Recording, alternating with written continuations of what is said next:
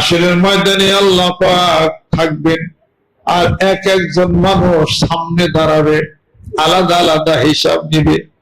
সবাই একসাথে যাওয়ার হিসাব কিন্তু হবে না, একা একা দাঁড়াবে।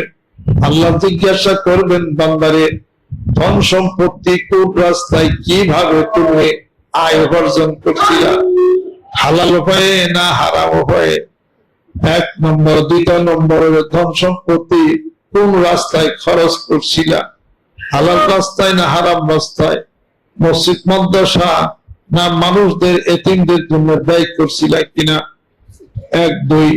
3 নম্বর হলো তোমার যা ইলম দিছিলাম, যা তুমি জানছিলা, এটা কি গোপন রাখছো না মানুষের নিকট প্রচার করছো? 4 নম্বর। 5 নম্বর হলো বান্দারে তোমার যৌবন দিছিলা, কোন রাস্তায় তুমি খরচ করছিলা? 5টা উত্তর দিয়া বান্দা যখন পারবে, জান্নাতে যাবে, জান্নাতের জানালা দরজা সব বন্ধ থাকবে।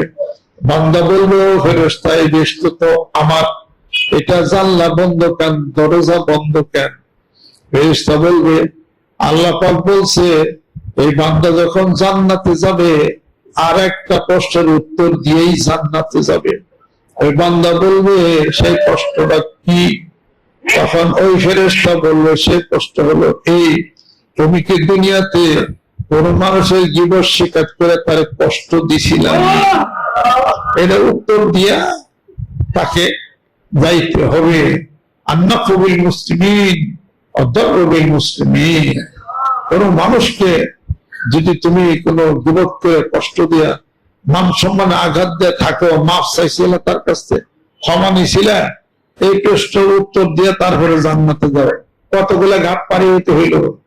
ঈমানের সঙ্গে মৃত্যু 1 নম্বর, ঈমানের সাথে মৃত্যু 1 নম্বর।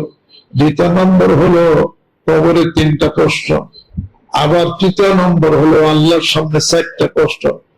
আবার যখন জান্নাতে যাবেন, একটা প্রশ্ন উত্তর দিয়ে জান্নাতে যাইতে হবে।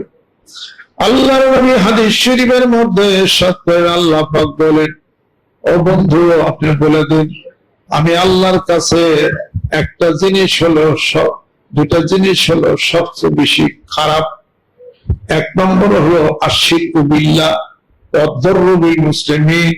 আমি আল্লাহর সাথে শিরক, আর কোন মুসলমানের সাথে মুসলমানের কোন ক্ষতি করা, তার মান সম্মান ক্ষতি করা, তাকে হাত দিয়ে মারা, কোন ক্ষতি করা। এই 2টা হলো আমি আল্লাহর কাছে সবচেয়ে বেশি অপরাধ। আমি আল্লাহর নিকটে সবচেয়ে বেশি ভালো আমল হলো বান্দার হলো 2টা।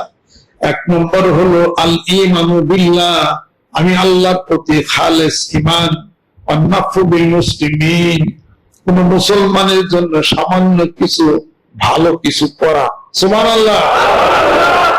কারো টাকা দিতে পারেন নাই, একটা ভালো কথা বলেন, ভাই কেমন আছেন, শরীরে ভালো, কি করতে পারি, এর ভালো একটু কথা বলেন, বা তাকে কিছু সহযোগিতা করে, তার একটা কাজ আগে দেন। তা তো করেই না।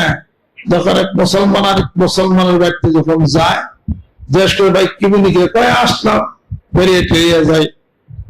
1 ঘন্টা পরে কথাবার্তা, পান টান খাওয়ার পরে বাড়িতে যখন চলে যায়, আসছিলাম কেন, একটা দরকার আছিল, এই আমি তো বিল্লা পাইনি, আমার 50 টাকার খুব দরকার আছে, টাকার জন্য গেছে বাইরে খোঁজ নেওয়ার, ফির বাড়ি খোঁজ নেওয়ার জন্য গেছে, কোন দরকার প্রয়োজনে, বিনা দরকারে গেছনি।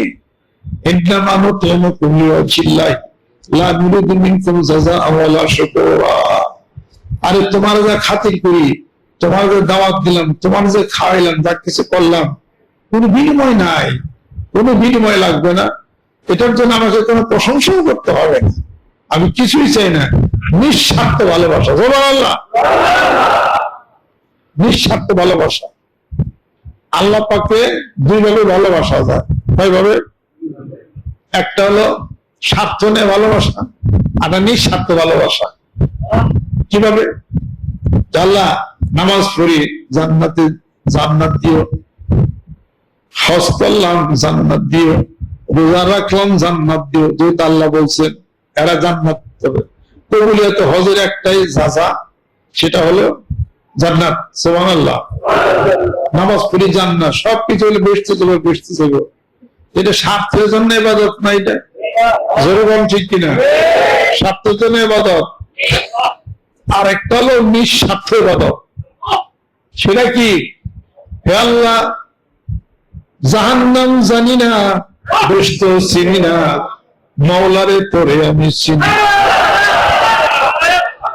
আমি বেহেশতে যাইতে রাজি আছি, জাহান্নামে যাইতেও রাজি আছি, মাওলারে তোরে যদি পাই। আর আমার জান্নাতের দরকার নাই, আমার জাহান্নাম আমি চিনি না, তোমার আমি চাই। শেষ। এটা হলো কোন স্বার্থ ছাড়া আল্লাহর চাওয়া।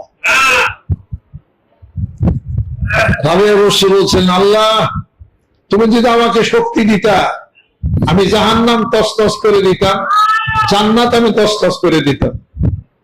আল্লাহ পাক বলেন, কেন?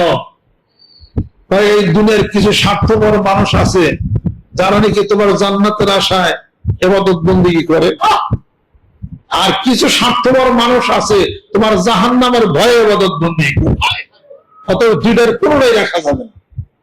তোমার ইবাদত করবে, তোমার নাম জপনা করবে, তোমার সাথে ভালোবাসা করবে, তোমারই পাওয়ার জন্য,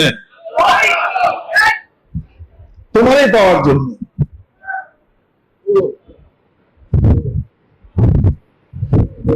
অতএব তোমাকে পাইলেই, তোমাকে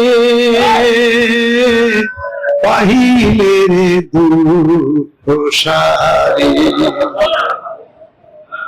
চাই না রতন মানিকে ধন দয়া, তোমাকে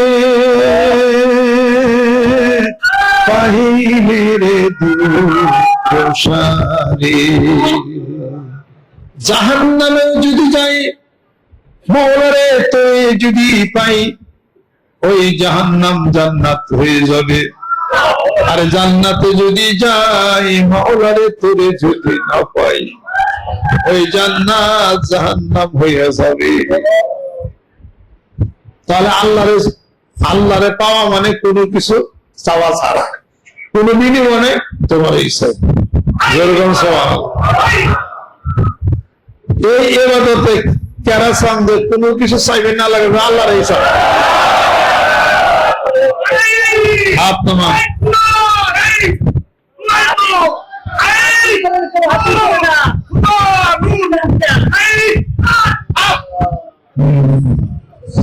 যে করে মওলার আশ, মওলা করে নিরাশ। কথা ঠিক কিনা? আরে আল্লাহর চান, নিরাশ করবো আল্লাহ। আল্লাহ বহু নিরাশের পরে আল্লাহ ধরা দেয়। আল্লাহ বলেন, আমি আমার যে বান্দাকে ভালোবাসি, যে বান্দা আমাকে চায়, আমি তারে রূপ দিই, আমি তারে অভাব দিই। সে যা চায়, তার মনের আকাঙ্ক্ষা গুলি অনেক দেরিতে আমি পূরণ করি। চান আল্লাহর কাছে, আল্লাহ আমার এই জিনিসটা করে দাও, আমার দরকার। আল্লাহ দিন করে, অনেক করে। অসুখ বিসুখ, অভাব অনটন, দুঃখ দুর্দশা, দারিদ্রতা, এই সব কিছুর মধ্যে আল্লাহর প্রেমের প্রচন্ড গতি এগুলোকে উড়াই দিতে হবে। প্রেমের ভালোবাসার গতির ঘোড়া যখন বেশি দৌড়ায়, আইনের ঘোড়া তখন পিছিয়ে পড়ে। তাদের ভালোবাসার প্রচন্ড গতির ঘোড়ার মধ্যে চললে দুনিয়ার এই আইনের ঘোড়া বহু পিছিয়ে পড়ে যাবে। আল্লাহ পাকের প্রেম ভালোবাসার প্রচন্ড গতিটা পৃথিবীর সমস্ত দুঃখ কষ্টকে জয় করতে পারলে আল্লাহর সান্নিধ্যে পাওয়া যাবে। তাছাড়া দুঃখ কষ্ট নিয়ে যদি চিন্তা করেন, আল্লাহর চিন্তা করবেন কোন সময়? হ্যাঁ, চারিপাশে ধান বুনছিলাম, শিলাবৃষ্টিতে ধান বুনে মাটির সাথে মিশে গেল। আল্লাহর কি জ্ঞান ঠ্যান কিছু আছে? আর খাওয়া করবে, ধান বানাইছে কে? ধান নিছে কে? তোমারে খাওয়া দিব কে? তোমার এত চিন্তা কি? তুমি তো তোমার মালিকের চিন্তা করবা, মালিক তোমার চিন্তা করবে। এই কথা মনে প্রাণে বিশ্বাস করতে হবে। এমনি তো বলে নেই মানুষ, এটা তো খালি গায়ে, মানুষ বিশ্বাস করে না। যারা গায় তারা কি বিশ্বাস করে? গায়েও যদি বিশ্বাসও যদি করে, সেই সে বড় সাধক। পুষ্কুরের লিগে গায়, কেবল জাগায় তা আমার মানে, বেশ কম আছে না?